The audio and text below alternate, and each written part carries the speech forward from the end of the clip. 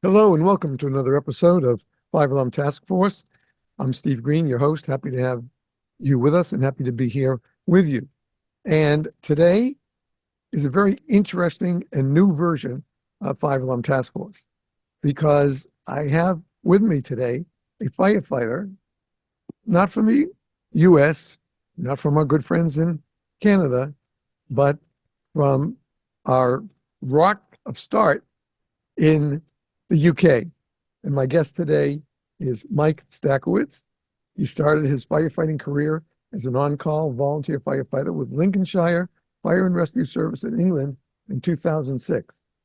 2 years later, he became a career firefighter in the capital city of Scotland, Edinburgh. He currently serves in the busiest fire station in Scotland. As a crew commander, he is a lieutenant and is a fire behavior instructor within Scottish Fire and Rescue Service. Over the years, Mike has attended numerous courses, workshops, seminars, and conferences, both in the UK and around Europe, on subjects of fire behavior, high-rise firefighting. That's very important in the UK because of the tragedy of several years ago. And he also specialized in technical rescue. In 2023 and this year, 2024, he presented at the IFIW International Fire Instructors Workshop, which is a gathering of fire professionals that aims to bring together world's leading fire instructors and fire researchers to exchange their knowledge and discuss recent trends and tactics. Mike has also done charity and humanitarian work, training volunteer firefighters in countries like Moldova and Ukraine, as well as delivering fire trucks and firefighting equipment to Ukraine after the war broke out. He is passionate about simplifying scientific concepts and making them relevant and applicable for firefighters during day-to-day operations. Mike is also a graduate member of the Institution of Fire Engineers and a passionate enthusiast of fire service history. Mike, it is a great pleasure to welcome you to Five Alarm Task Force. Thank you very much, Steve. Thank you. That was a good introduction. Thanks. Yes, I just wrote it out quickly. Something about you, that's all. But Thanks. also most important for me is this is my first foreign guest on the podcast. Here we are in the middle of 9 seasons, basically. And this is our first guest. I'm glad to be the first one. I hope Well, I won't disappoint. I don't think you will. Between stuff I've seen you write and how our back and forth emails with each other, I think we just connected right away. And in fact, you sought me out, which I think we'll be okay. yeah. So that means a great deal. Usually I don't have a lot of guests looking for me. They do, but it's after they heard the show and they didn't like it. Other than that, so let's kick off. Although we know, England, great fire service there, moved to Scotland, and the history we're going to touch on in just a moment. But I think you come to us with a whole different perspective than my American guests, whether they're firefighters or officers or chiefs or contributors in some way to the fire service, but they've all been local, basically. And to have somebody from across the pond, as we say, who is as gung-ho as the rest of us are. I'm only 78% because I'm so old now. I don't have 100%, I'm only 78%. But it really is a pleasure to bring an outside view who follows us. Mike keeps tabs on everything in the fire service in the US. He likes to know, he likes to learn, and he likes to share, as was noted in his biography. So, Mike, let's start with this history part. You mentioned just before we started that your department, where you are now in Edinburgh, and the fire service in Scotland, is celebrating its 200th birthday. Yes. So this year, it's a bicentenary of creation. Bicentenary means 200 years old of Edinburgh Fire Service being set up by James Braidwood. And back in the day, what I need to mention at this point is this was the first municipal fire service in the world. as we know it. And the magic word there is municipal. That it was the first fire service funded by the city, by the municipality. And as before, for many, many years, both in the US and the UK, the fire services were run by insurance companies. So the person had to have the relevant insurance policy. They would get what was called fire mark, which was a big mark on the front of the house, and the fire service would only put the fire out if the person had a relevant policy. There is a great depiction of that fact in the film Gangs of New York. I don't know if you remember that film. There was a movie with Daniel Day-Lewis and Leonardo DiCaprio called Gangs of New York, and there is a scene in it where there is one of the buildings is burning and the fire brigade arrives. Obviously, they are all volunteers and they're not trained in any way, and then the rival fire brigade arrives, and instead of putting the fire out, they fight with each other, which apparently was very common, and it happened on many occasions, both in the UK and the US. Oh, yes. Or the fire service, one fire brigade would try to sabotage the actions of the other fire brigade. Again, that's shown on film where one fire brigade covers the hydrant with a barrel. They put a barrel over the hydrant so the other fire brigade couldn't use it. And so it was a strange world before the fire service as we know it today was introduced. And so in 1824, James Braidwood created what it became to known as the Edinburgh Fire Brigade.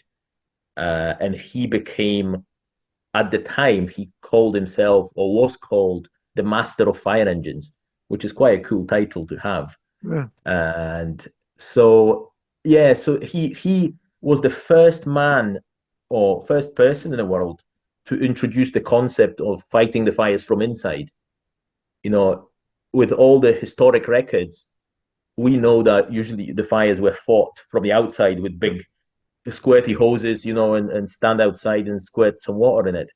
But he introduced the techniques of fighting fires from the inside, and then wrote the book about it with a very catchy title. I've got the book here, actually. It was called On the Construction of Fire Engines and Apparatus, the Training of Firemen, and Method of Proceeding in Cases of Fire. And in there, he detailed exactly how he created Edinburgh Fire Brigade, how many people there was, what training they had, and all the details, but also what he learned about fires. So he found out that the smoke is usually not all the way to the floor. And if you go down, you can get some. Obviously, they didn't have SCBA or anything back in those days, or You could use bunker a gear. tick back in those days too. Yeah, no. So he developed those ideas which we use today. To this day, there are parts of the book that I actually used during my lectures. I quote some of the books, and then put it in the modern context, and for example, I'll give you one quick example if I can find it. The research that UL's done, FSRI, about transitional attack, putting the stream from the outside, that the best way is to put it from that steep an angle, straight stream or smooth bore. And that was kind of revolutionary for us these days to hear that there is actually a science to back it up. But then when I read his book, he says, and I will read you a quick quote. He says, the nozzle should be pointed against the window nearly in perpendicular direction. Water striking the lintel and falling all around inside of the window will soon extinguish the fire at that point. So he experimentally developed all those ideas that now we basically live by in the fire service, sure. Which is very, very interesting, and some of it we lost along the way, and now we're finding it again.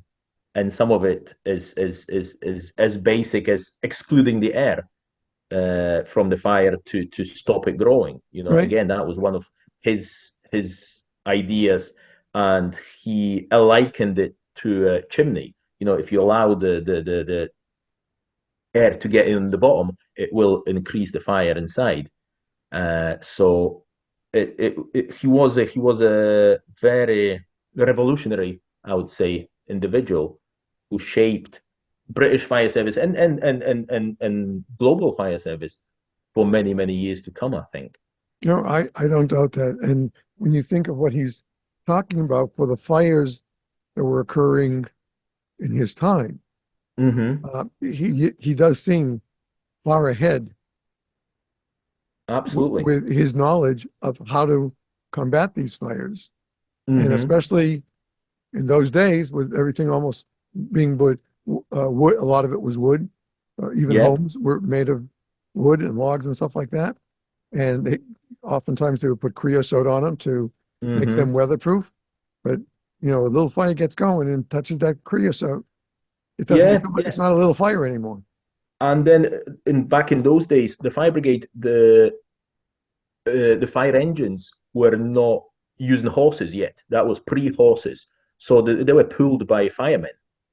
So actually, one of the first firemen that died in Edinburgh during his tenure was run over by his own engine. Oh, yeah. Because Edinburgh is a very hilly city. So James Braidwood divided the city in 4 districts, allocating one fire station in each district.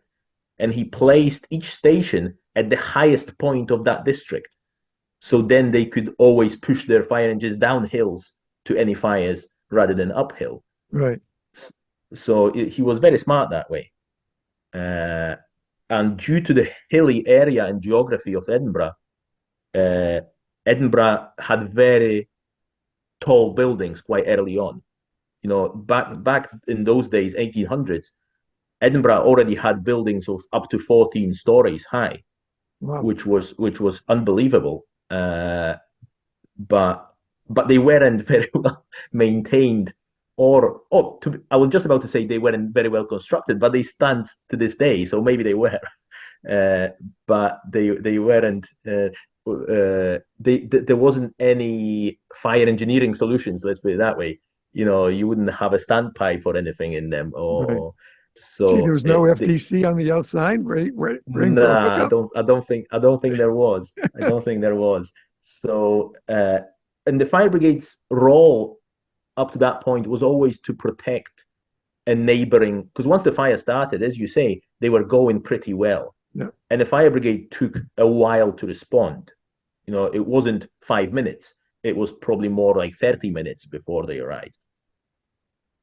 So the fires they actually had a deal with the local police, to provide gunpowder in case the fire was spreading along the row of buildings. Makes They sense. could just blow up a building to create fire breaks. Right. So that would be very unfortunate That if was that his was your idea too? house. Sorry? Sorry? That was his idea too? No, that was done even before him. Oh, wow. If it was a wooden building, they would just attach ropes and actually pull the building down, or use a gunpowder if it was stone-built building. Right. Which is very, for us today, it's a very interesting thing to actually destroy the house to stop the fire spreading. Yeah. Yeah. That would not go over very well in either of our countries at this point. Probably the communities would have something to say about Yet that. they still expect us to be Johnny on the spot on every call. Absolutely. That hasn't changed. So in the Absolutely. 200 years with the Edinburgh Fire Service, I'm sure every firefighter who's been a part of that knows exactly the same thing today, knows what we're talking about today, because they were learning from him. They had their own ways first, and then he came out with this book, Absolutely. and it turned the whole table upside down to really start giving firefighters how to plan. If you have this, then this is what we need to do.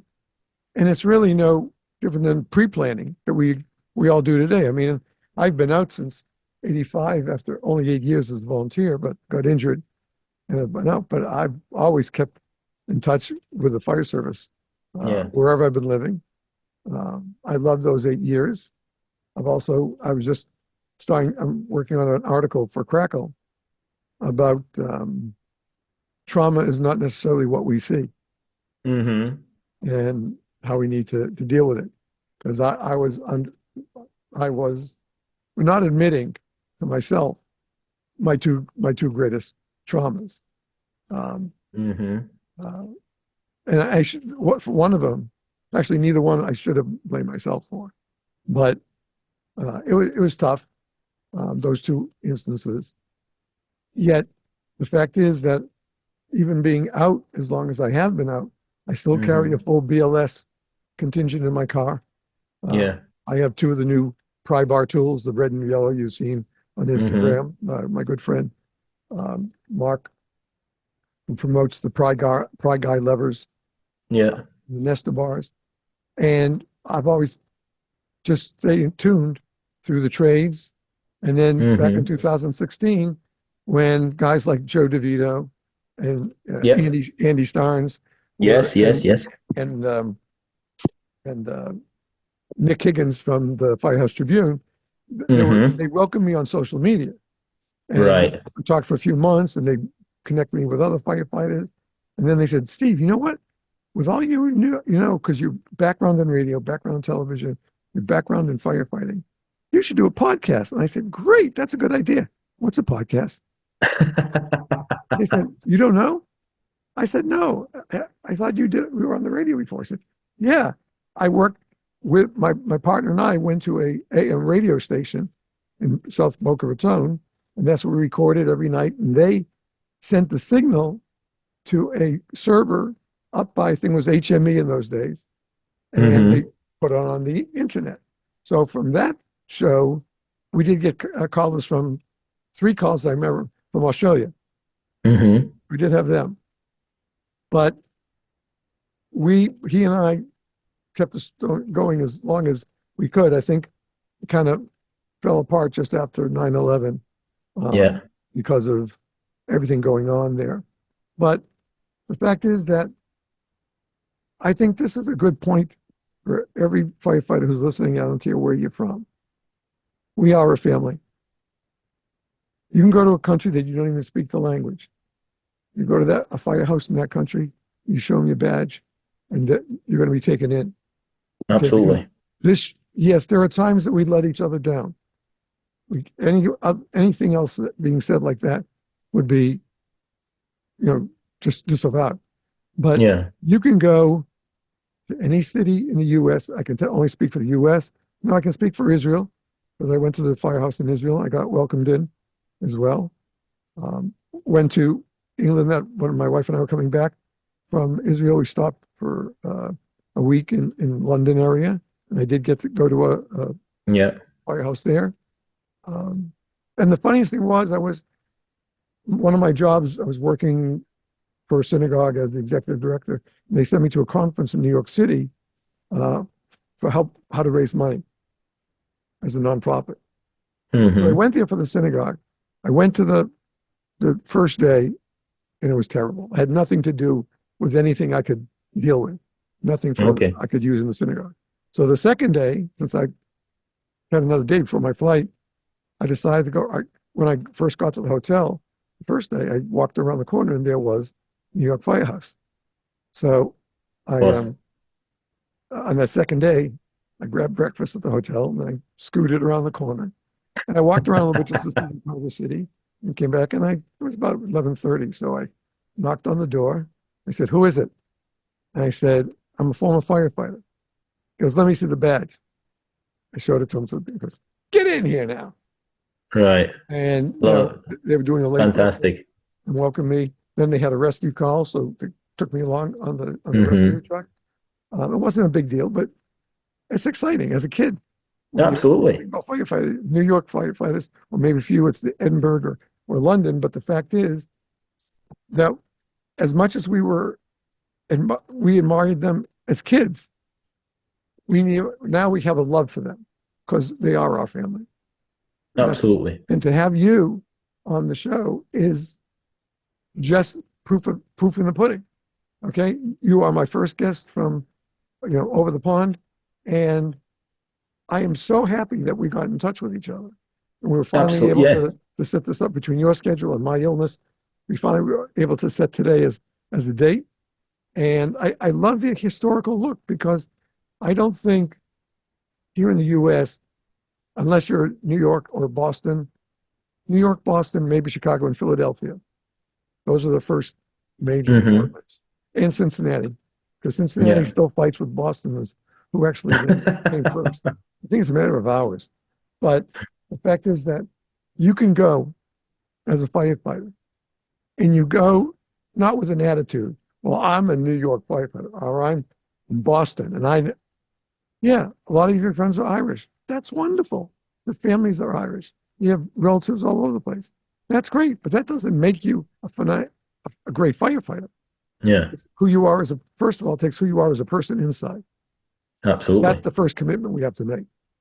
We also have to pull up our booties and know that this is not all going to be pretty. Okay? And then you get that first call. Right. Then you get that first call that really isn't pretty. And it's tough. No. It's tough. And in my days, no, you guys are much luckier. In my day, the word when you were traumatized, suck it up. Yeah. That's the way you had to do it. Yeah. And there were 2 times I wasn't able to. One was very early on, probably 3 months into the fire service.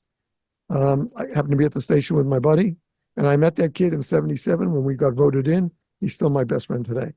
Yeah, and he's also here in Central Florida, but he always comes down to visit whenever possible.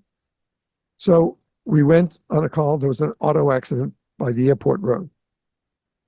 So we told us to jump on the pumper, and we jumped out, got out there, and it was a horror show from the moment we got off the truck. We had a Lincoln Continental compressed dashboard over the front seat. Yeah. Turned out the driver was between that seat and the dash. Was over him. Yeah. We went to the other car, a Volkswagen Beetle. 2 parents and 2 kids. All dead. And so we knew we'd get to that next, take care of this guy. And we got to come along because we didn't have a hydraulic tool at that point in time. So we took to come along, lifted the dash off, and he's, you guys, what could you do? My car, my dash. And luckily, just at that moment, one of the North Carolina state troopers who's in our district, and I would stop either for morning coffee or evening coffee, depending on what shift he was on. A good friend of ours, really nice guy, always backed us up on a scene. But I called him over and I said, you got to see this. And I brought him over to the guy yelling, screaming, and the cop said, shut up. We're going to get you out, and then you're going to pay. And so we got him out, lifted him out. He would have scored maybe a 2.8 or 3 or 3.5 on a drug test. He's screaming and yelling at everybody. So the trooper puts him in handcuffs, then grabs his arm and stuck it through the only window that you could still see in the back of the Volkswagen. Yeah. And the trooper says, you want to see what you did?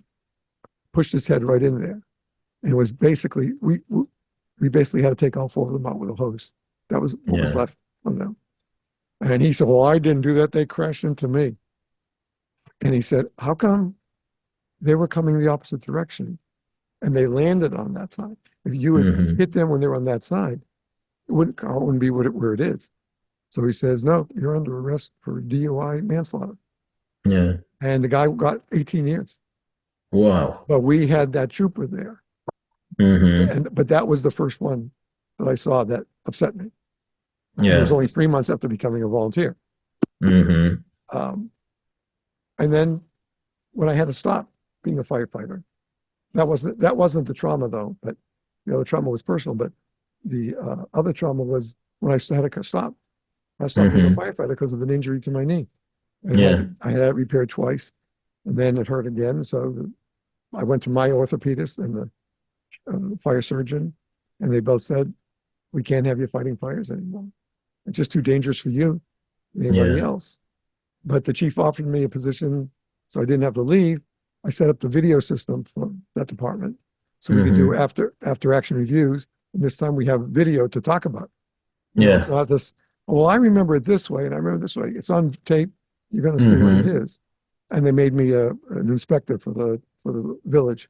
So that was a good one year and left, but it's always bothered me. Yeah. It's, you know, my wife says that's why you wear all your most of the t-shirts you wear are all fire related. Yeah. I said, yeah, you can't stop being a firefighter. That's something that happens in your heart. Yeah. I do admit that all your from the beginning of your story of visiting firehouses to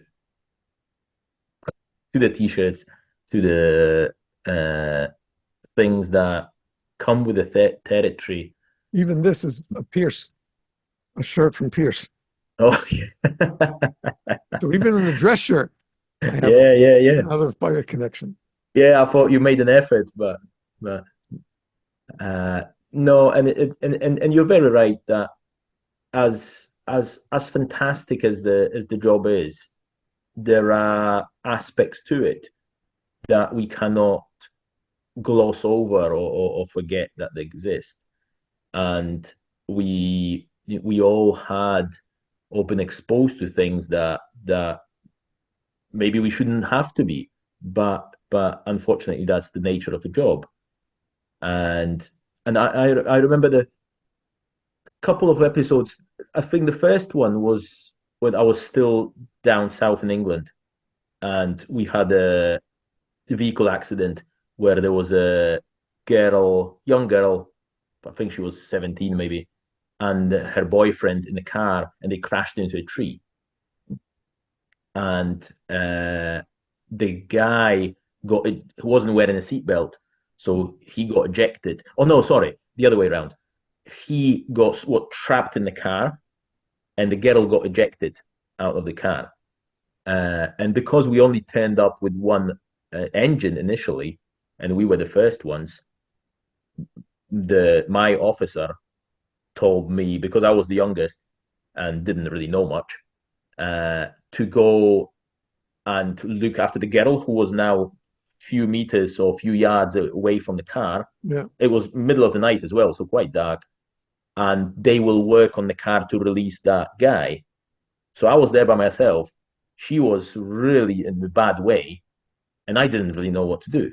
You know, I started CPR on her. Her face was kind of, missing, and eventually the ambulance turned up, and they joined me, and we were doing, but the girl was still trying to talk to us, and then she died before the ambulance took her away, and that kind of left with me, not because of the goriness of the situation, but because of the fact that I felt like when we turned up, she was alive, but when we're leaving, she's not. And does that mean that I have done something wrong? And so that stayed with me for a long time. I would maybe not necessarily blaming myself, but definitely questioning whether there was more that I could have done. It didn't sit right with me that I came to somebody alive and I was leaving somebody not alive. So that was definitely a hard one. And then recently, January last year, we lost a firefighter in Edinburgh from neighbouring station. So that was really, really hard hitting event. And obviously, it's the investigation is still ongoing, so I can't really talk about the incident. But it was really, really difficult period. I remember. Let me ask you a favor, please. Tell me the name of that firefighter, because I want to do it in memory of on He, this for the show for him. his name was Barry Martin. Barry, Barry Martin. Barry Yeah. Martin. Barry. Yeah. Firefighter with Edinburgh. Yeah. And so I remember for a period of time, and he was in the neighboring station. So, I, on one hand, I felt, I shouldn't be, I can't be feeling worse than what the guys on his shift must feel like, and I feel like I'm not allowed to feel too sad No, because I'm, don't say that. but it Because all, when we hold it in, we're building up a trauma inside of us. yeah, No doubt about yeah, it. We still it's, remember. That doesn't mean we can't remember it, but we can't dwell on it. mm-hmm, I had a lot of losses. Um, the other trauma was when I lost my dad. yeah, I happened to be in town visiting and met my older brother, and he had two sons at that time, right? And I was staying over because I was staying over to spend time with my parents. I also had an interview at a synagogue north of Boston for the high holidays.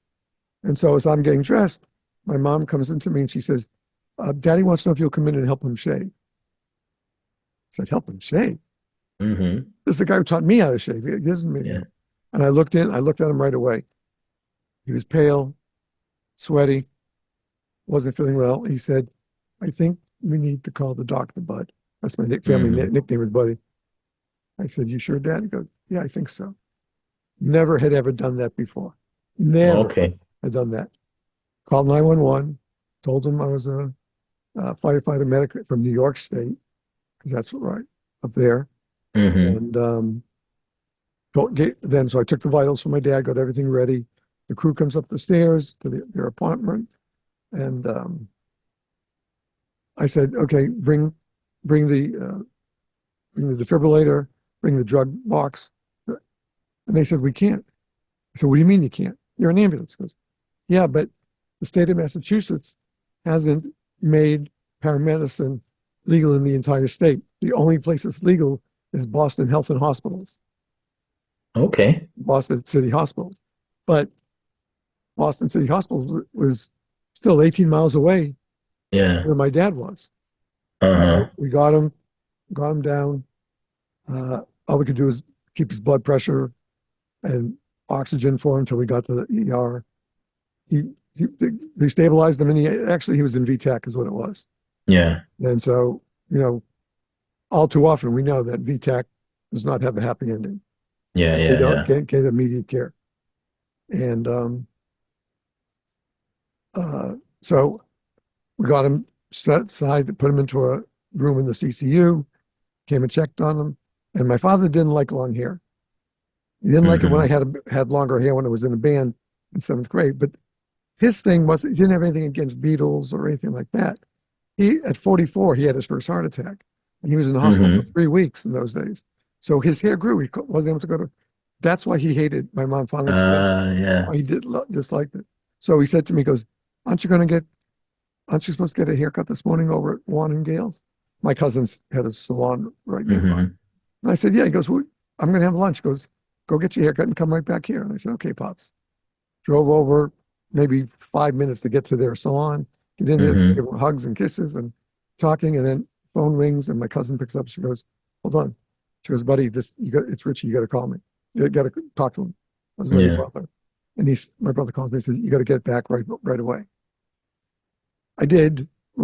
Go right back as fast as I could, even had my blue lights on in Massachusetts, which I shouldn't have done.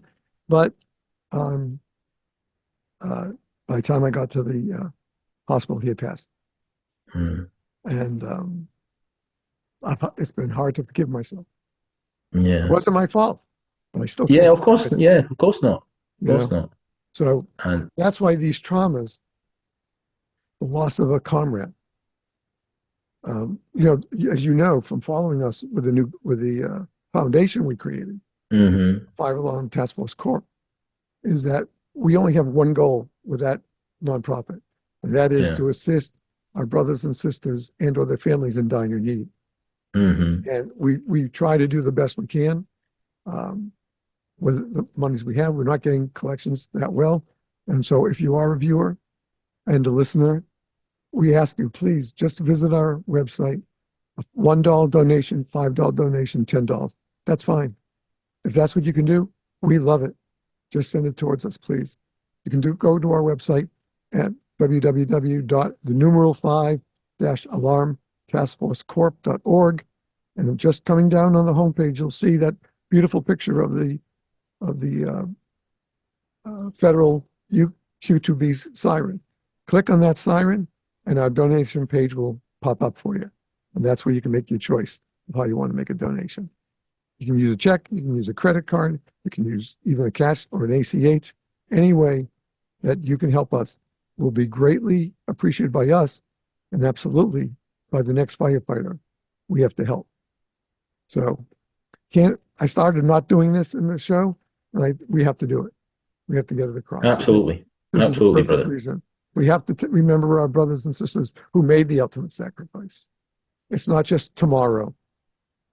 They did it then, and we have to stand. We stand on their backs because they helped us, and we have to give that in turn back to it as well. Right. I think Very well said. Break here, and we're going to talk about some of your humanitarian work.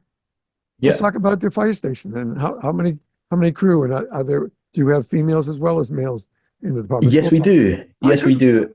So we'll talk about that once we come back. All right. Absolutely. Yeah. All right, folks, we're going to take a quick break here. If you're watching the video, guess what? You're not going to see anything about it. But if you're listening to the audio, it'll come up. We'll have a few public service announcements for everybody, and then we'll be right back with our guest, Mike Stackowicz, a great firefighter from originally London area, and now from I forget that's when you get old. Fire Rescue Service in Lincolnshire, and then Edinburgh. In Edinburgh, with a 200-year It is this year. history This in year. Edinburgh. Don't miss it. All right, folks, we'll be right back right after these words. As always, please stay tuned.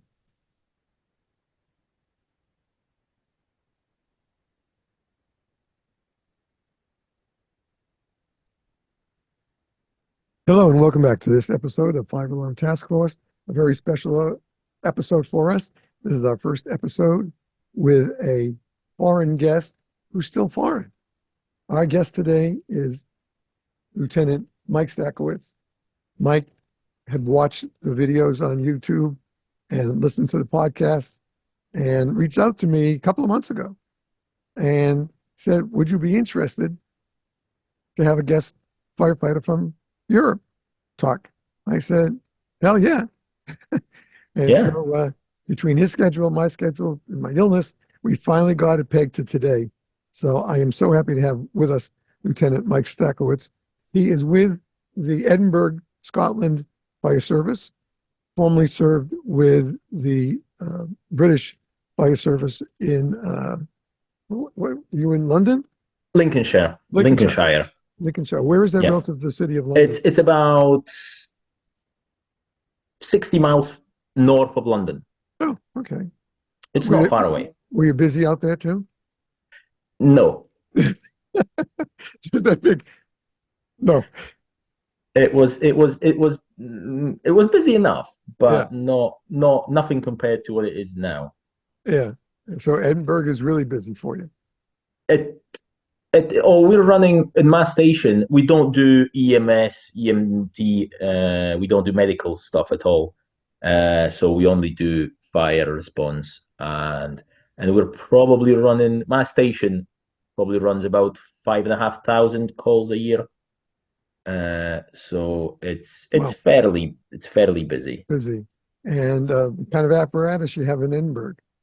So in Edinburgh, we've got 7 stations in the city, and my station has 2 engines and a ladder, and we also got a vehicle for rope rescue or high angle rescue or whatever you guys call it. Tactical rescue. So our station, every station's got a different speciality, and our is rope rescue. and others will have water rescue, mass decontamination, or whatever it might be. And so we're running with that, which is pretty cool. I quite like it. I quite like it.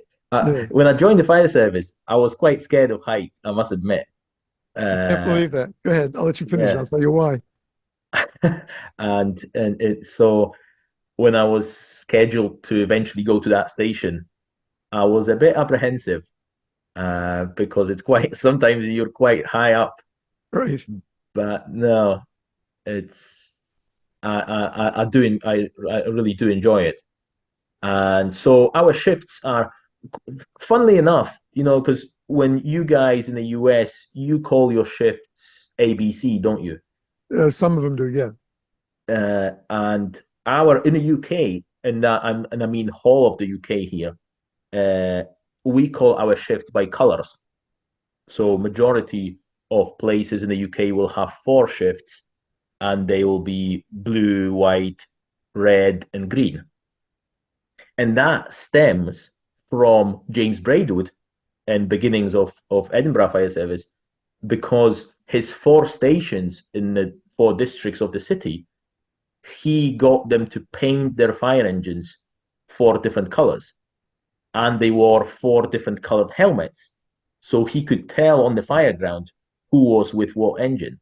Sure. And it just kind of continued on through the history, and now that's how we call our shifts. Right. So but now we went through a little transition a few years ago, and now we've got 5 shifts. So there's 5 shifts on every station. On my station, every shift's got 12 people. We do have females as well. Not on my shift, but there's quite a few within the station, and there is more and more as we go on. And so it's a busy little station. It's right in the city centre. So if you ever come to Edinburgh, to the old town, that's my station is not far from there, maybe half a mile from there. So that's what we cover. So speaking of heights, Hmm. so when I was 5 years old, my uncle took my cousin and me to amusement park, and he put me on the roller coaster, and I was screaming and yelling. I didn't want it. Well, I couldn't. They wouldn't take me out, so I had to ride it, and I was bawling when I got off. And I was always afraid of heights after that. I was agoraphobic after that. Then got into the fire service, the first station, the first department I worked with for 4 years, and the chief sent my buddy and I and one of our mentors to the state fire college they had in North Carolina. So the first year was basic firemanship, but we had both Hmm. really done that at our station and with another station. Then it was uh, next year was uh, pump and hydraulics Hmm. to Yeah. be an active water engineer, and the third one was high level rescue. Hmm. We had a building at the campus that was uh, 60 feet high, Okay. and the moment I looked at it, I was you know pissing my pants, so to speak. But the captain was great, and he said, "Look, we're with you the entire time. There's no free stuff that you have to do. It's all Yeah. part of it. And one of the parts that has to be you're going to play a patient in one of the exercises in the stoke fastest you bring down. Hmm. So you'll be helping bring a the, the, the cage up, and then it's then you'll help on top and learn how to tie off and things like that, and then we'll get you Hmm. to rappel down." So I was on that parapet, 1 foot over, 1 foot in, Yeah. and he said, "Come on, you can do this." And I said, "Okay." I gave it my best, and I did it. I came off. I held my right hand was like an iron. I was holding it down and holding because the first time I went up, I was able to use 2 hands, one to Yeah. guide and one for let the rope Hmm. loose. This time I didn't. I had to hold the stokes and hold my rope at the same time. Yeah. Just use my feet to kind of kick off a little bit. But I came down, and that was much better. Hmm. by actually doing it and knowing that I didn't have a choice. I shouldn't say that. I could have had a choice. I chose to try it and so Yeah. I could be that kind of a person to do that. And I got through it, and that was great. And I'm very thankful for that particular episode because it really was able to change me. There is a lot to say about peer pressure as well Oh in yes, those situations. yeah. You don't want to be seen giving up. No, that's very true. The first time they put me on our our snorkel ladder, we had a 75-foot ladder with a nozzle at the end, Hmm. and the chief said, "Okay." We often did our drills right there at the firehouse. And Yeah. he says, "Okay, Mr. Green," in his little southern accent, he goes, "It's time for you to climb up that ladder." He goes, "Now you got your belt, so hook into the rail, and you'll be fine." So I got up. It's tough. Just short of the top. He goes, "Come on, Mr. Green, you're gonna touch that speaker." So I got up to the top and touched the speaker. He says, "Good." He says, "All right, I'm coming down." He says, "Not quite yet." Then they started. Yeah, yeah, yeah. And I said, "Chief, one more time, and I advise everybody below the ladder to clear because I'm going to hurl." He goes, "All right, bring him down, bring him down, bring him down." And that was it. I mean, that was at the very beginning. And then, 3 years later, I got through that class, and I loved it after that. I Yeah. tried to. And then when I got to the other department up in upstate New York, I was first one to volunteer for a, Hmm. rescue ascent and a descent off of an Yeah. 11-story building. Yeah, now that I've done I've become the ladder operator instructor. So I do take ladder courses quite regularly. So I need to go up and show them what to do as Sure. well. So and I quite enjoy it now. Yeah, And that isn't that the difference that we both were we both yeah, had yeah, yeah. agoraphobia and we both had an experience that said, "Oh, I am okay." Yeah, yeah, and I think the underlying thing there is just trust your equipment. It will keep you safe, if you trust it. That was the big thing for me, especially with the rescue work. That it's all designed to work. It's all Right. designed to keep you safe. Don't worry. You do your job, and the equipment will do its own job. If you've done it correctly, obviously. But Now, so. you also say that we read in the bio that you do charity and humanitarian work, not just in the UK, but you travel to Moldova and Ukraine Yeah. to help people there. Yeah, so it was part of the organization called Scottish Emergency Rescue Association, and it's a volunteer charity, and they acquire or buy or find old rescue firefighting equipment and engines and donate it to those countries. And whenever we do that, we always go across, not just sending the equipment, but we always go across and train the local crews in how to use it. For example, when we went to Moldova, we took, I think, 5 engines with us, full of equipment, and the SCBA, the SCBA that were already obsolete in Scotland, we took them across, and the guys that we were training there had never seen the SCBA before.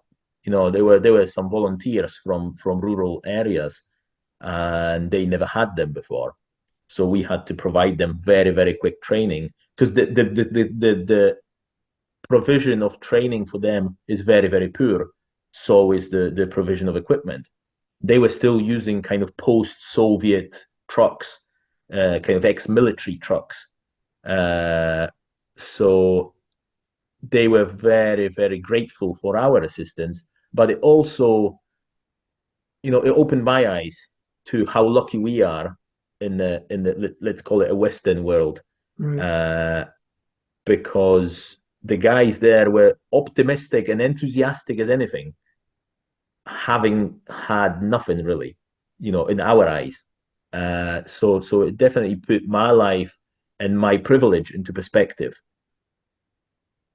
Similarly, when the war in Ukraine broke out, and we went there with some supplies and fire engines, and it struck me how friendly everybody was, obviously, but more than that, that I could leave because at the time when the war started, the Ukrainian men were not allowed to leave the country, and I Uh, think they still aren't because of the requirements for the army. And it was quite extraordinary for me that just because I've got a different picture on the front of my passport, I am allowed to do as I please, and I can cross that border back and forth. But these guys that we spend time with, they are not allowed to do that. It was suddenly it hits you that how a privileged life we've got, mhm. not having to worry about things like that. Right. So it gave me those trips gave me a lot of grounding and to appreciate what we've got. So it was always whenever I go abroad, it's always the kind of what you mentioned at the beginning. It's like a big family, everybody welcomes you, everybody's trying to be as helpful as they can be, and you don't feel like, or they don't make you feel like you're some kind of their teacher, or you came to train them and wag your finger at them and say, oh, this is how you do it. It's all very friendly, and you feel like they really appreciate you taking the time, because after all, we're not getting paid. We just took holidays at my work Right. and went over. So they were very appreciative, and it felt for me like I was doing something that was making a difference, hopefully down the line. So yeah, I really enjoyed it. However, since that trip to Ukraine, I've not been able to do. I've got a 5-year-old daughter now, so since she was born, I think I'm preoccupied uh, I know that feeling. elsewhere. But I still try to attend, other conferences and courses abroad, because also, as you mentioned, maybe with me being the first international guest or first person from abroad, it's I found that the first time I left the country, that's when my horizons kind of opened up.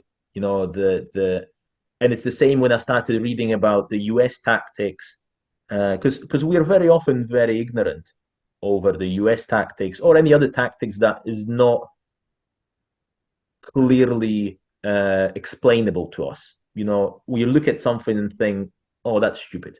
That's why are they doing this? We wouldn't do it. Without thinking, this is what they train. There is a reason behind why they doing something like that, doing it.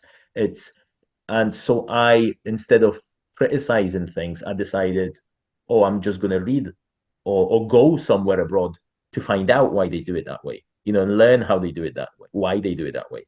And then suddenly you're finding that hidden meaning, or not hidden for you guys, but hidden to the casual observer that just see, let's say, typical American fire and somebody cutting the hole in the roof, and which we would never do. And for us, it would be seen as very reckless. Really? But The then, yeah, oh, absolutely, absolutely, absolutely.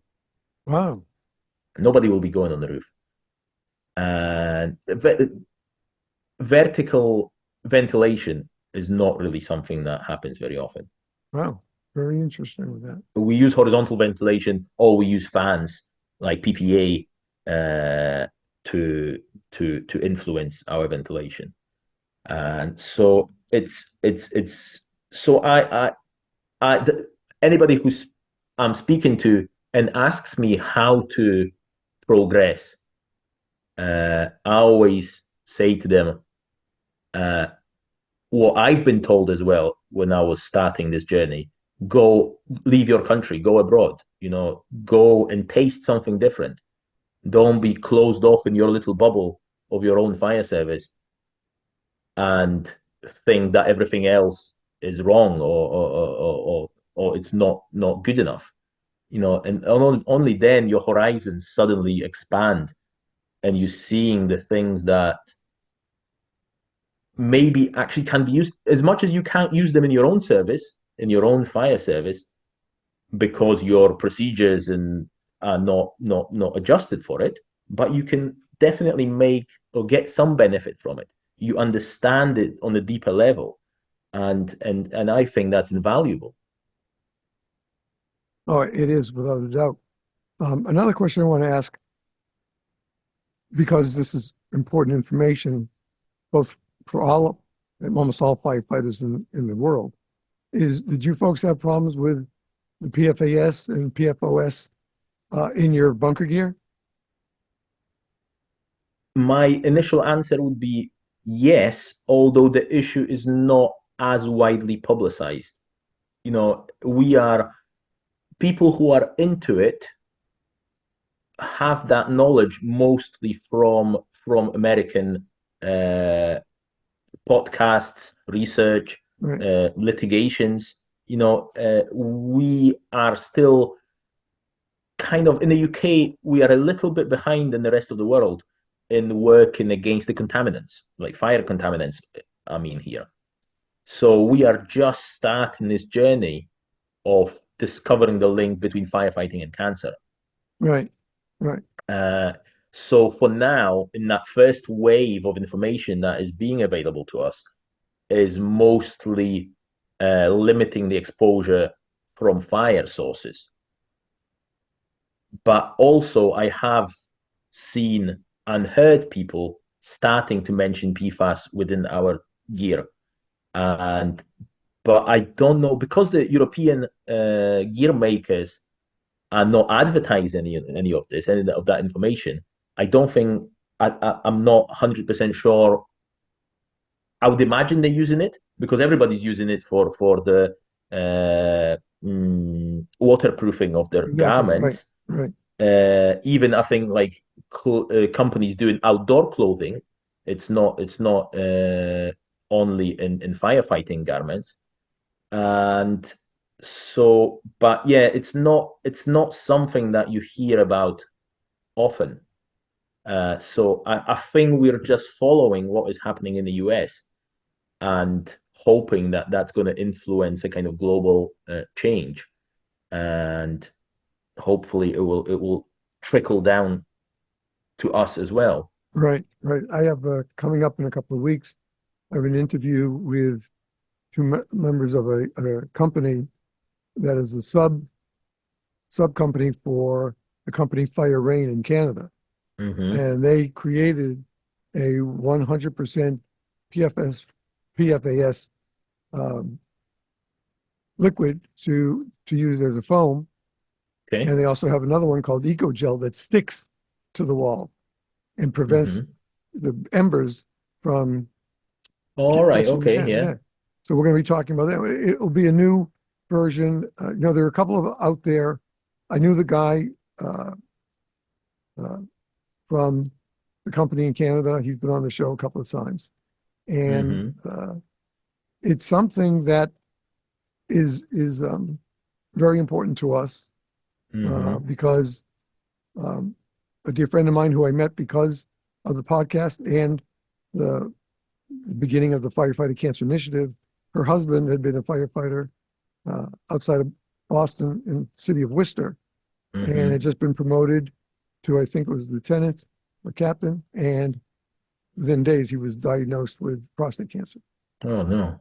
And Diane Cotter is her name. And you could, Oh yeah, I follow Diane on yeah, Twitter. yeah. So Yeah. I became, she got me into it in late 2016. I just started the podcast and I went gung ho. I tried to get it. And I got the Dr. Graham Peasley on, who did Mm-hmm. the nuclear testing on the gear. Yeah. Um, and the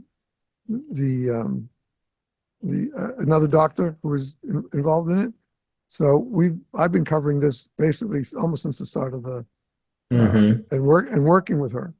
Um, but to us in this country now, uh, firefighter cancer is our number one enemy.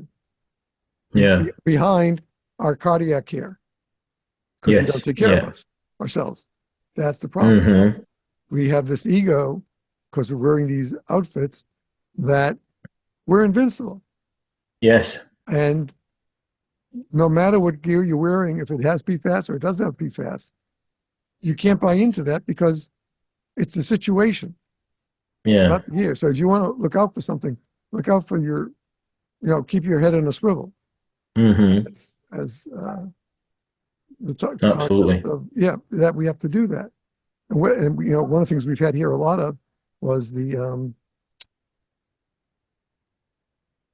God, I just forgot the thought because my dog was barking.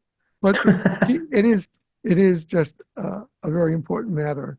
And we knew that it was going to grow outside of the United Yeah. States. Yeah. Canada's looking at it. I had a guest on a couple of weeks ago. Cancer is looking at it very deeply now as well, Mm-hmm. because our jobs are dangerous enough. Yeah. Maybe not every day, Absolutely. but we don't Absolutely. know that next alarm rings Mm-hmm. and we don't know what's going to bring us. Absolutely right. Absolutely right. And especially for the garments that are supposed to protect us to be poisoning us is not a good look. Right, right. So yeah, And I'm that came out, definitely yeah. And so we've been working. Matter of fact, they just released publicly the movie Burn. yes, yeah, I've seen it. Yeah. Okay, and they're now the producer and director, along with Diane, are now we're just looking for a date that Okay. they'll be on. They're supposed to be my first ones for the season, but the first hurricane went where the director um, was from, so he had to cancel so he could go and make sure everything in Western Yeah. Massachusetts, where he's from, was going to be okay. So Okay. I understood that. I had no problem with that. My Yeah, guests yeah, have their yeah. own lives too. They don't just wait Absolutely around. not. I'm looking forward to it. I'm looking Yeah, forward to it. yeah. So That'll be interesting.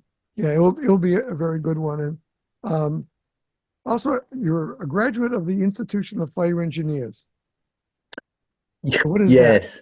Yes. So I think institution of fire engineers. I'm sure it's a global institution because I am aware of quite a few American firefighters who are members of it as well.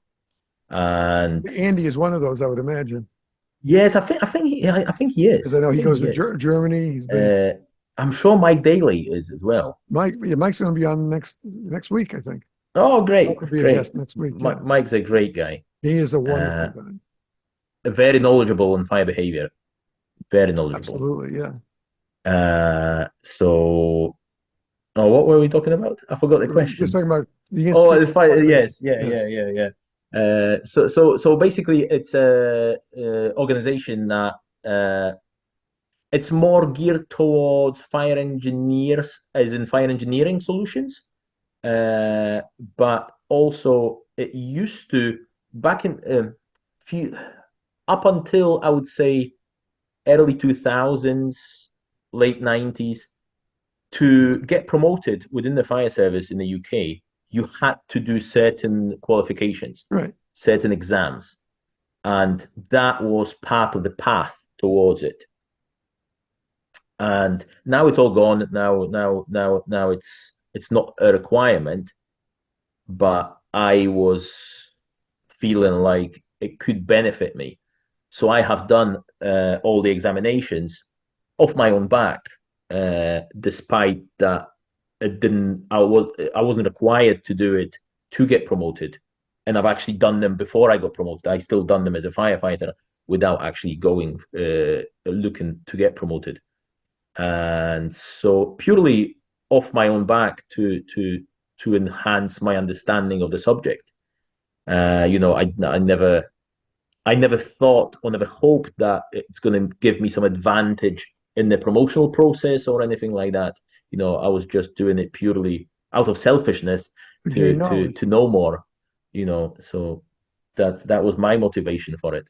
It makes sense because it's very important for firefighters not to think of themselves as one unique Hmm. thing. You're part of a chain. You're part of a plan. Yeah.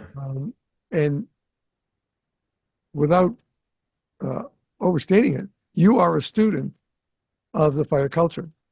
Absolutely, and especially, you know what, it really helped me because the exams for different grades of institution are got different subjects. Let's say you need to do 4 different exams, and each one is a different subject. And there is definitely fire engineering in there. So, for example, your recent guest, EJ Henninger, he's a great guy when to talk Wonderful. about fire engineering solutions, and that gave me, despite that I don't deal with it on a day-to-day basis, that gave me a lot of understanding of those systems. That when I do go to a building now, I've got some form of understanding. I'm not saying I'm an expert, but I at least understand how they work and what they are meant to do to help us. Because I do notice that a lot of firefighters or fire officers are a bit scared of them, and rather they would turn up to the incident and switch everything off so they can have total control of the situation, or so they feel. You Right. know, they don't trust the systems of the building systems, and maybe isolate the sprinklers before it's time. You know, I'm sure there was an incident in the US before where the whole warehouse burned down because We had two of the those within 2 years in the western part of the country. One was a yeah. Home Depot Yes, burned to the yeah. ground, and the other one Hmm. was, I think it was also in California, but I forget the incident. But no, Hmm. the sprinkler system failed totally, Yeah. and the department really just didn't have a great job in doing it, um, to prevent the loss of everything. Hmm. But whatever Yeah, happened yeah. happened, Yeah, and so I feel a lot more confident now having that little bit of information about those systems to allow me to make better decisions on the fire ground. Uh, sure. so I think it was definitely worthwhile diving a little bit deeper into that side of the and and that, industry. and that's the key. I mean, we always at least I and a lot of my colleagues that you know, a lot of them, we profess that a firefighter can never stop learning. Absolutely. You have to, whether you got 2 years on or you got 25 years on, maybe you're retiring in a couple of years, makes no difference. You still have to give yourself the acceptance of who we are and what we do and know the way to do it.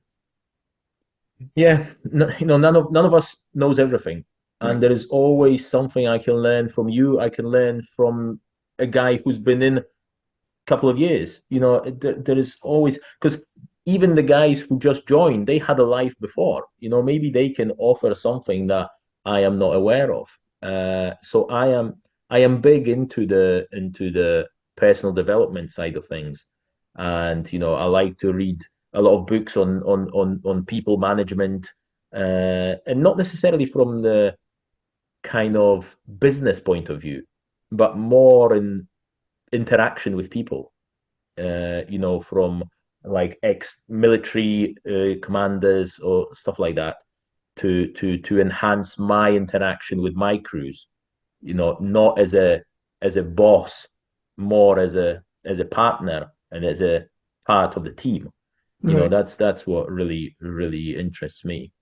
Yeah. I have another good friend from the show, Aaron Zamzow. Aaron was on recently, and Hmm. he talks about firefighter fitness and wellness. He's doing a video cast as well, but Okay. his podcast developed into that. He says, "You kind of pushed me into it." I said, "I didn't tell you to do it. I just said I said I thought you'd be good at it because you're so great in the interviews." Yeah. So I'm not sure if but he's expanded a bit, and he's doing really well, and he really gives it all to firefighters and others, even sport. He's worked with pro sports people as Okay. well. Yeah, NFL and NBA. Wow. Um, yeah, and he just wants to always get it right. He wants Hmm. everybody with him to get it right.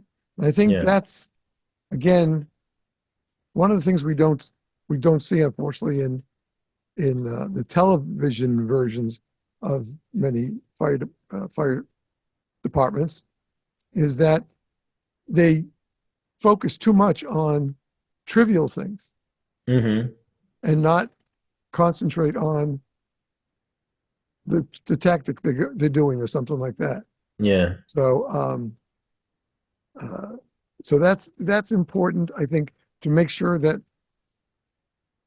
as I said, we always keep our head in the swivel on scene, especially when we have MVAs on a highway. Mm-hmm. You absolutely have to have your zone set up right, safety zone. You have to keep your head on a swivel because there are drivers who are not paying attention. They're talking on their phone. They're watching TV in their car, especially Yeah. fancy new cars allow you to watch YouTube and stuff while Mm-hmm. you're driving. It takes just one slip, Yeah. and the accident winds up turning into a tragedy. Absolutely. You And know, it's so easily done. And I because I'm keeping my ear to the ground on the global fire service, I do see that it is a big problem in the US. It doesn't maybe happen as often for us, but I do see it quite regularly. Uh, the cars hitting the apparatus yeah, on the highway in the US, and it's a tragedy. It's such a normal thing to do that you're fending off, you're protecting your scene of operations, and those are big trucks with right, big flashy lights, and yet it's still not enough. We still need to look for other solutions. And as you say, it's the a second of concentration lapse, can result in the tragedy. right. I wanted to ask. I know you guys specialize in firework. Who handles auto accidents? Or I shouldn't say accidents. Auto collisions. Yes, we do as well. We do as Oh, well. so you do. However, Do you have a hydraulic tool for extrication? yes, Oh, yeah, okay, yeah, excellent, yeah, yeah. And excellent. and now recently Scotland went all battery. So every station in Scotland now has the battery operated tools as opposed to The- Needing the generator. power, yeah, the generator. Yes, yeah, Yeah, yeah. yeah. Oh, that's wonderful. So yes, and I'm a big fan of them. I'm a big fan of them. Initially 5, 10 years ago, the guys didn't like them because Longer obviously, than that. yeah, When I started in '77, the only one who had the hydraulic tool was the EMS operations director. So he okay, had to cover the entire fire district in the county, hmm um, in case we needed it. And there were yeah, plenty of times we needed it, but he wasn't available. We couldn't do it. So we all had to do yeah, it the old way with a come along and stuff like that. yeah. And So you learn to work with what you have sometimes. absolutely. And so we had the hydraulic tools, generator powered hydraulic tools for many many years. Yeah. But now I think from 3, 4 years ago, we went all battery operated tools, and yeah, I'm a big fan, and they are so portable, so much quicker to get to work, and probably as powerful as the Generator one. generator ones. And so yeah, I really like them. I think that's a big step forward for the fire service. Oh, it is. We know how quick it can help in a Yeah, bad situation. And you can just a gentle touch, make it yeah. full or close or make it open just a little bit. And that can change the whole aspect of that rescue. And the tools now, because they are so portable, I'm not tethered to the generator by the hose. They can be used so much more versatile in the different environments. I can force the door with the spreaders if I Right. if I want to, or take it and pop a padlock somewhere upstairs in the high rise. I can take it with me Right. anywhere I want. So I really appreciate that newfound way of using it that we never thought about using before because we were always attached to the Right. generator. Right. So So it's a good yeah, thing.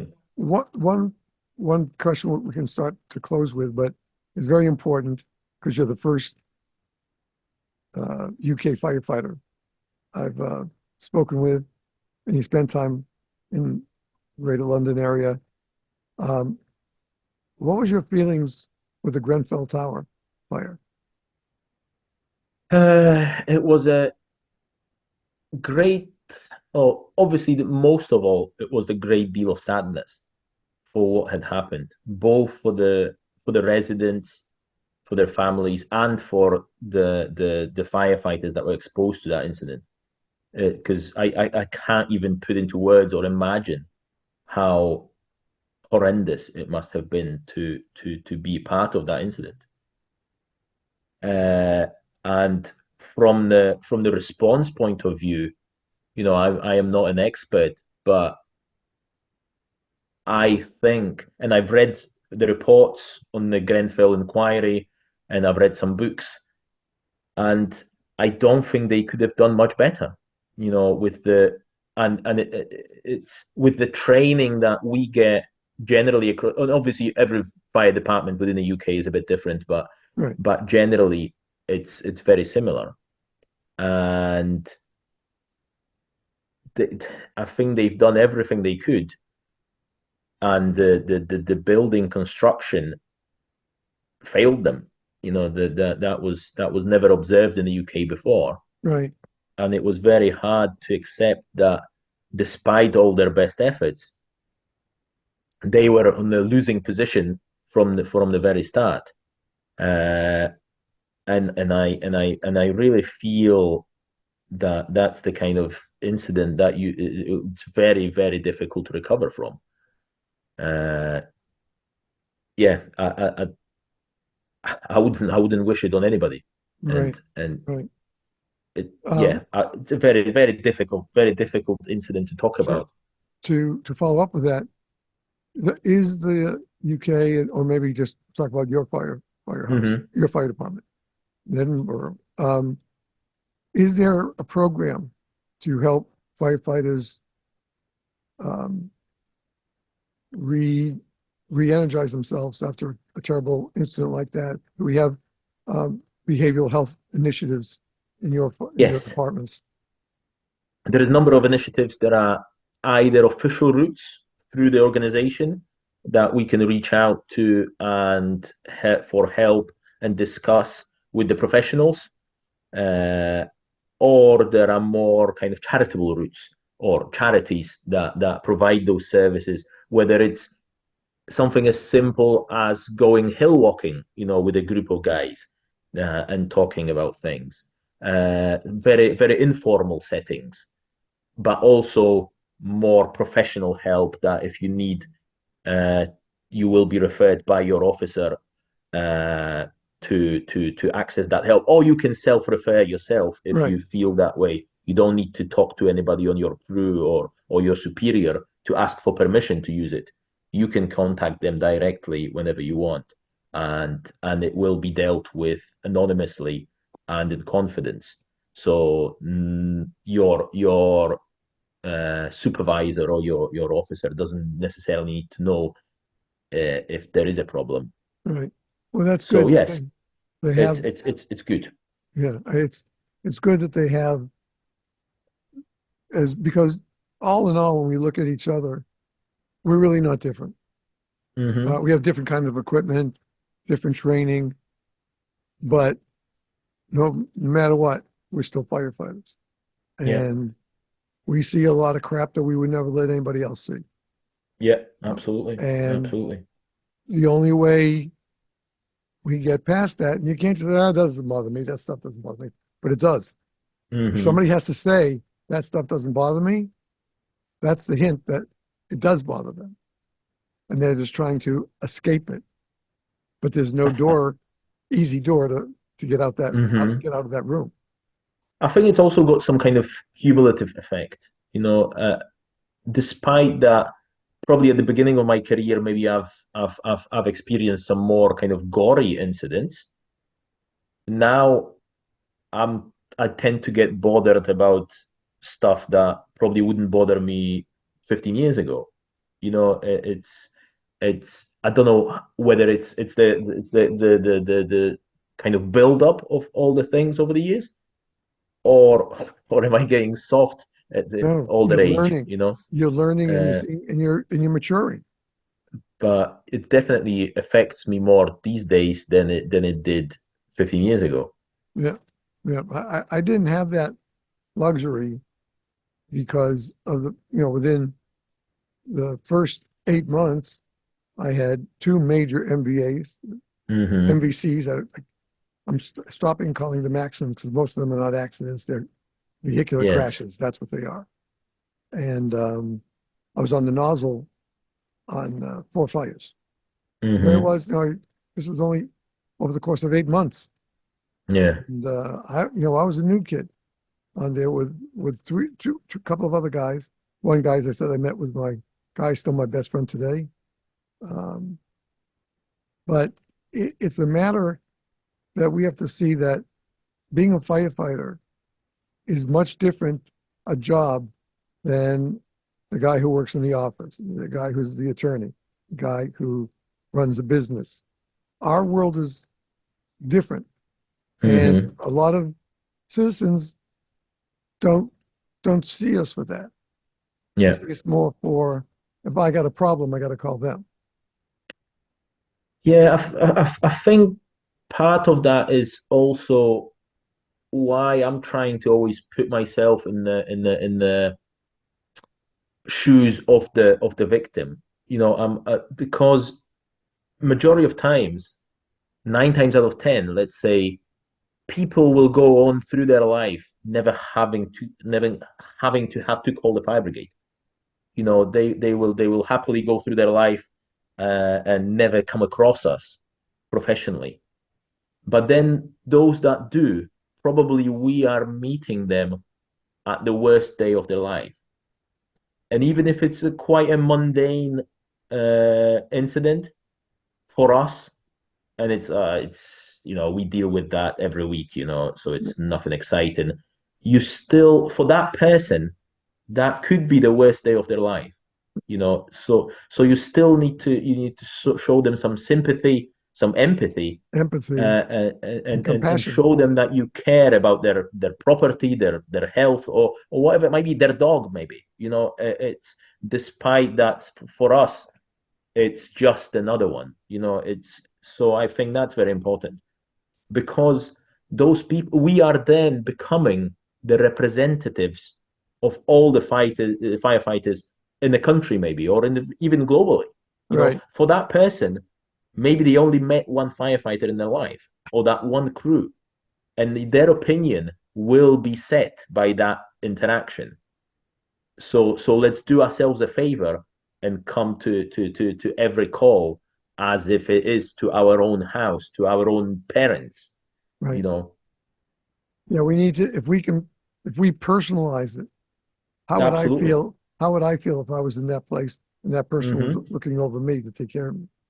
Yeah. You know, you want somebody Right. competent who knows what to do and has that compassion. That was the one thing I was really good at because I had studied to be a rabbi initially, but I got into education instead.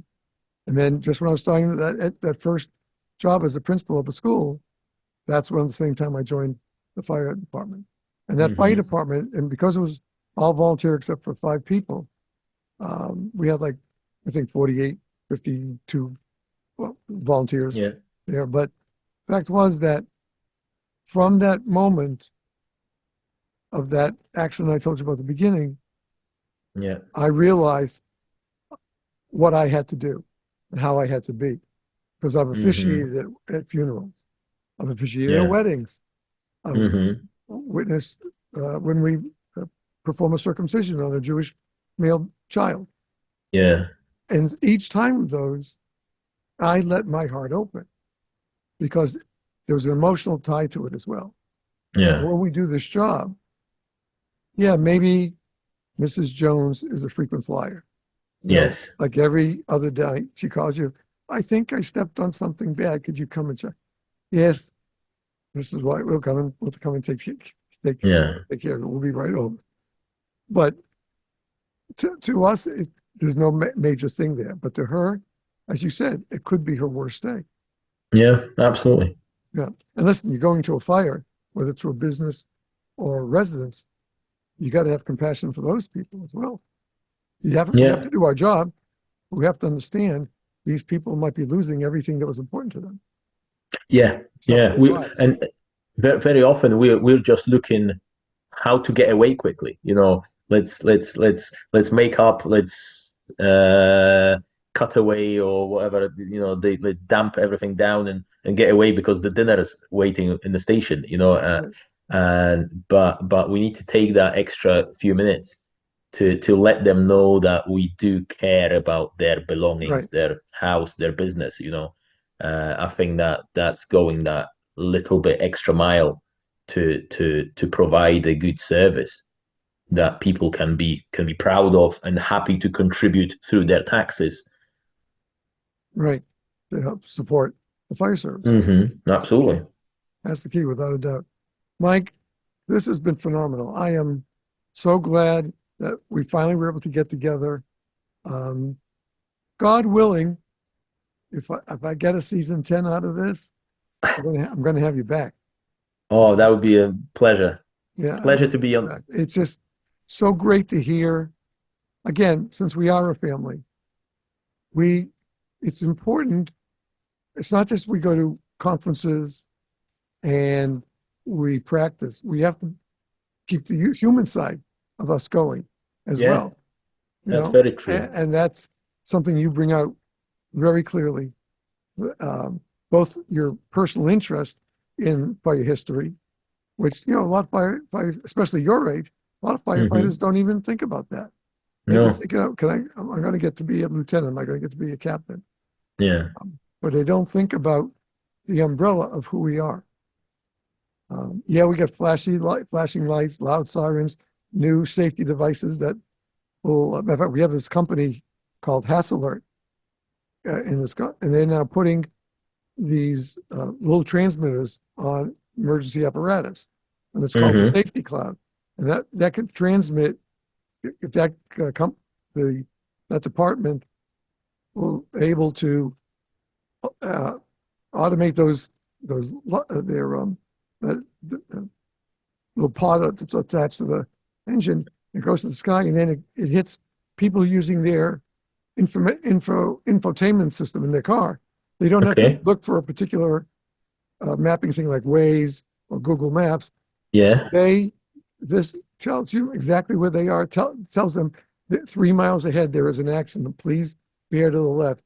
And so we can create that as the apparatus comes in. We can create that line and then create a safety block. Yes. With either an old truck or something like that.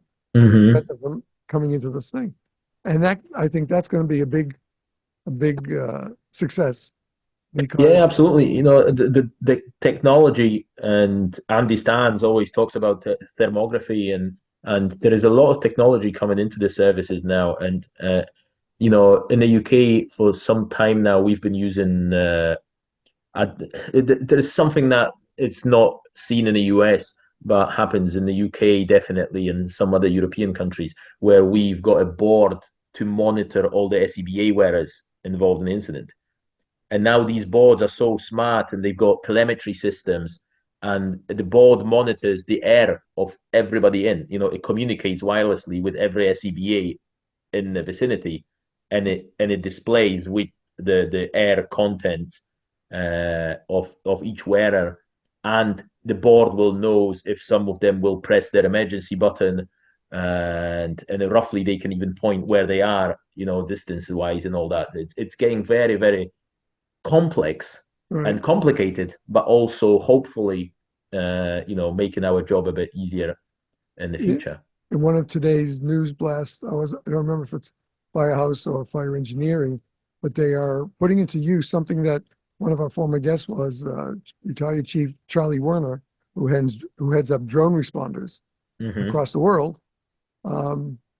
But he talked about these devices that the firefighter can wear, and it will return on a board exactly where they are in a building, how high, where in the walls they can. So if if they set off their alarm, we know exactly where they are.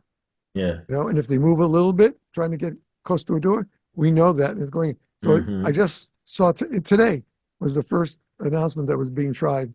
Um, I forget which department it was, but it's going to be a Hmm. great breakthrough because this way the incident commander will Yeah. know everywhere his people Yeah. are, at all Yeah. That will times. be a breakthrough. That will be a breakthrough. Yeah. So it's So good. I think it's, we should, yeah, I think the two exciting time countries, comes ahead. I think we should, I think the two countries should share more because Absolutely. I have no doubt in my Absolutely. mind that we could gain a lot of, experience with the departments of greater UK itself, Hmm. because you have the London area, and then you have the suburban London. Same thing with where you are. We have the Yep. main city, then you have the rural sections of that. You still got to answer those calls. Absolutely. So the best thing is Absolutely. know your zone, know what you got to do, and Hmm. remember that we are a team and we are a family. Yeah. We all, the fire doesn't know whether it burns in America or whether it burns in the UK. Right. It behaves exactly the same way. And we should know exactly how to deal with it. Exactly. Very true. Again, Mike, I can't thank you enough. If No, you'd like to pleasure is all share mine. share your email, if you want email from our viewers and listeners, they want to reach out Absolutely. to you. What's your email, please? Oh, I need Okay. to, I need to, if you can, I'll spell it. It's Stackofire, Stacko. Yeah. It's Stackofire, one word. Stacko Fire. Yeah, So it's be Stackofire. yeah. Okay. At AOL .com. .co.uk. Oh, .co.uk. Yeah, Okay. All right, folks. We perfect. want to thank Mike Stackowicz. It's much later since I'm doing this. Started this at 4 o'clock. That's 5 o'clock for 9 p.m. for where Mike is, and he needs to get his beauty sleep for another day Yeah, of I'm our I'm I'm show. back on duty tomorrow morning, so Right. So our sincere thanks to you, Mike. Thank you for joining us even at a late hour.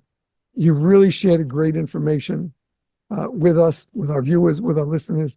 And I hope other people will look to this or tell other people about it, because there's so much to learn from talking with our family, wherever they may be. You're there. I'd love to do somebody in Israel, Greece, wherever. It's important that we learn what other firefighters are doing and how they're coping with it, because definitely. now, coping is one of our most important skills now, not just for our victims and our patients, but it's important for ourselves. Yeah, probably the most important. Probably the most Exactly. important. Exactly. So, folks, thank you for tuning in. If you're watching the video, this will be the conclusion. But if you're listening to the audio version, again, you'll know we're going to take a quick pause, have some public service announcements, and we'll be right back with more of the program after this. But our sincere thanks to Mike Stackowicz. Stay safe, brother. Stay well. And don't Thank you. The hesitate. pleasure is all mine. Oh, it's Thanks going for to be having me. shared. Oh, it was my pleasure and my honor to bring in a brother from a different country. Thank you. Uh, Please stay in touch. Just through emails. Let's know what's going on with each other. I Okay. certainly will. I'd love to do that. Stay safe, brother. Okay. Folks, You too, Steve. thanks for Take tuning care. in. You too. Thanks for tuning in. And we'll be back again next week on another episode of Five Alarm Task Force. Remember, stay safe, stay well. Let's remember to take care of each other. Bye bye now.